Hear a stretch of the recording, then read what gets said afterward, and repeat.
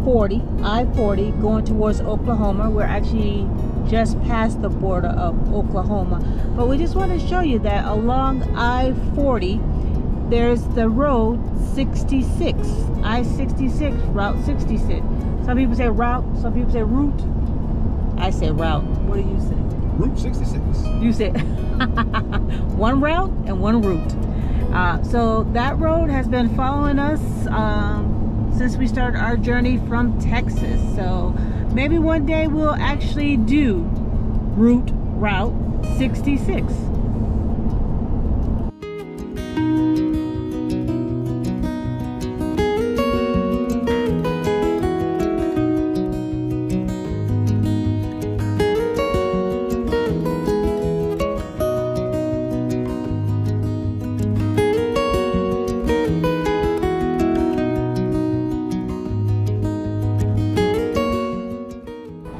Hey, we made it to Oklahoma City, Oklahoma. We're here at night. We didn't know, which is a good thing, that the National Memorial, the outside portion, is 24/7. You can visit it. And this is the outer wall. This is the reflection pool. You can't really see it at night. Okay, yeah, so there goes 903 on the outside. So yeah, 901 is in the front, 903 is on the inside. I'll move away back so you can see it a little bit better. This is the reflection pool. Okay, so there goes the other. So 901 is on the far side, 903 is on this side. And this is a reflection pool, and I didn't know this, but it's less than an inch of water. I'll show it better at night. I'm sorry, in the daytime. And if you look across the reflection pool, you're gonna see the bases of the chairs are lit. And those are the chairs that represent the lives that were lost on that day in April 95.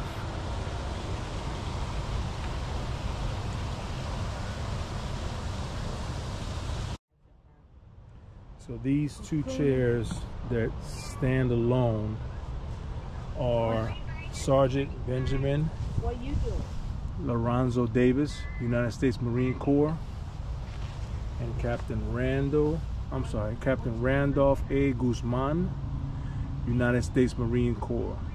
Security Officer Don explained to us that these two chairs are by themselves on these rows. So if you look, it's the 6th row up, and they're standing alone here, these two chairs. They were the only two up in their floor.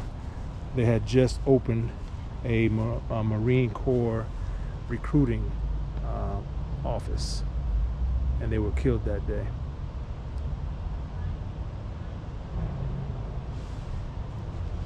Just a lot of sad stories here. So we just were given information by a security officer by the name of Donald. Wealth of information. He talked about where the actual truck was parked prior to the blast. And I'll just turn it around. I'll probably do better in the daytime to show it, but where Doris is walking now, 3 trees up, so the 3rd pine tree is where the truck was parked.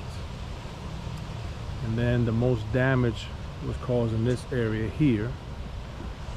This is called the field of chairs, and the chairs are laid out in alphabetical order. They're not in an order where people necessarily were killed, but they just chose to do it in alphabetical order. 168 lives lost, 19 of them were children, so there are 19 smaller chairs.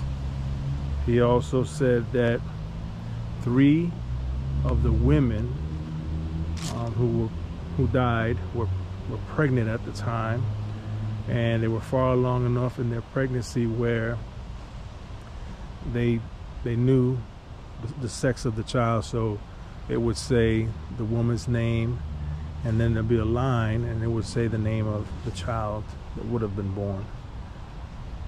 This wall, this jagged behind me, I'm pointing to it in the back. It's jagged there.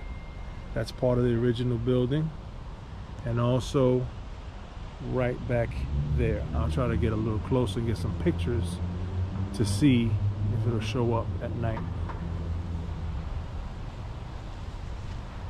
And then behind me right here, I'm pointing to it, it's called the survivor tree.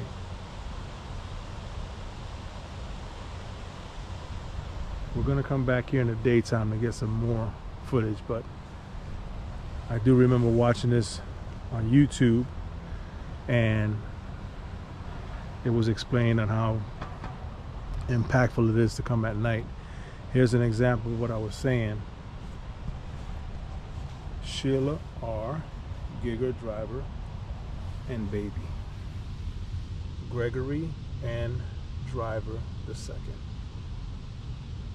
So she was with child at the time of her death.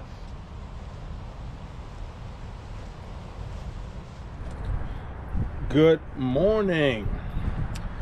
It is Sunday, April 2nd, and we are here in Oklahoma City, Oklahoma. We're getting ready to go to the National Memorial downtown. We got here last night. We're at the Roadrunner RV Park, Oklahoma City. Pretty straightforward campground. These are pretty much how all the sites look. Paved sites, a bunch of pull-throughs, and then that row is back ends. We got a pull-through site, and we're just getting ready to get on out there, loading the truck, whatever. It is, let's see what degrees it is. All right, okay, it is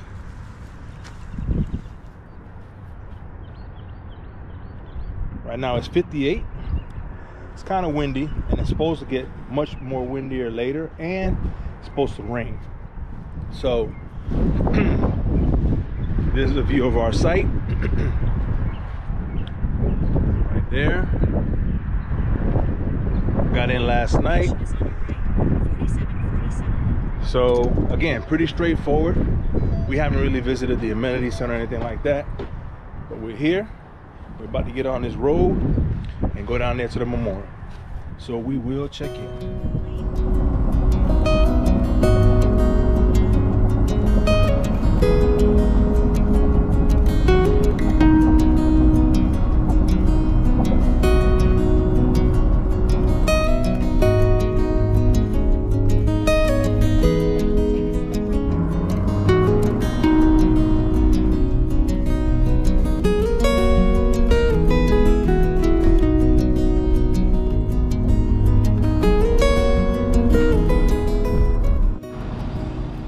After a short drive, not too long, we are here at the site, the National Memorial in Oklahoma City.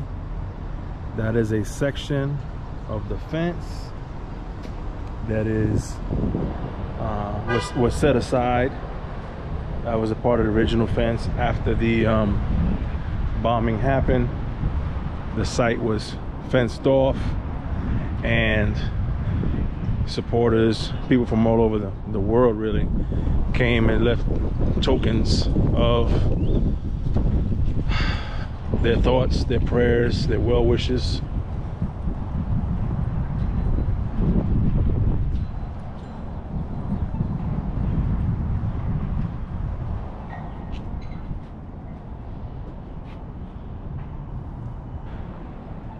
It says, welcome here to remember those who were killed, those who survive, and those changed forever. May all who leave here know the impact of violence. May this memorial offer comfort, strength, peace, hope, and serenity. That's the entrance. And I believe on this side of the wall that's on the inside, it says 901. And then 903 is when the actual bomb went off, I believe.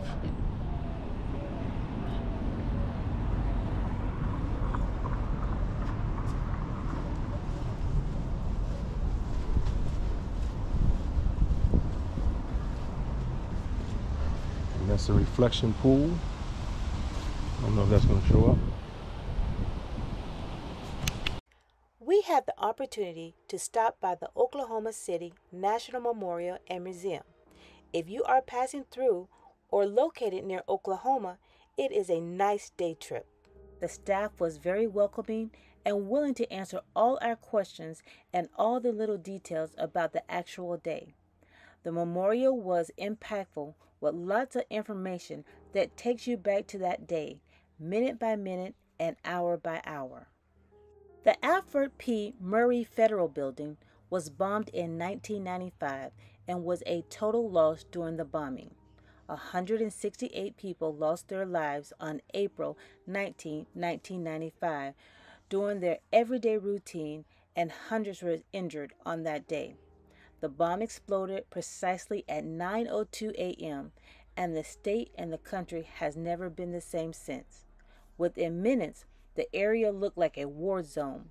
People came from near and far to rally around the community of Oklahoma City.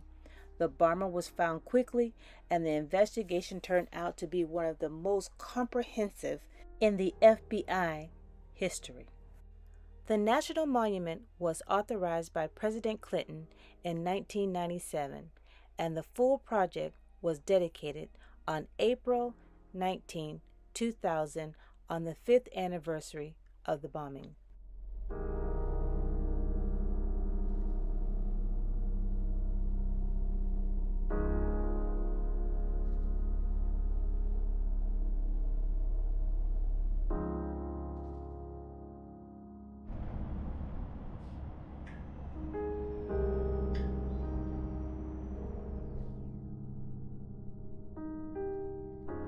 Hey, let's see if I could do this in a minute. A 1-minute learning tip. When we pulled into this RV park, this water spigot, I turned it on. Let me see if it'll do it. I turned it on, and the water came out there. I was like, what the heck do you do? So what you do is, because it wasn't coming through there, you wait a couple of seconds, and then there's a little piece here, and you just pull it down, and then the water will come out there. So I learned that yesterday. I never seen something like that. I thought something was wrong. I was like, all right, well, I guess we're gonna use our fresh water. I go inside, say, Doris, we're just gonna use fresh water. She says, there's a little instruction thing on the pamphlet about the water. So just a little minute tip. Hope it helps. Hey, all right. So weird. We got done at the National Museum, Memorial Museum, Oklahoma City. We're about to leave Roadrunner RV campground. Very windy. Let me see if I get on this side of the RV. There we go. But we're on our way home base, Florida. So we should get there by maybe tomorrow night, depending on how everything goes. If not, early Tuesday morning. So we'll see how it plays out. Just want to let you know, we got videos coming. Thank you for the support, and we will see you, hopefully, if not here, on the road. We will check it.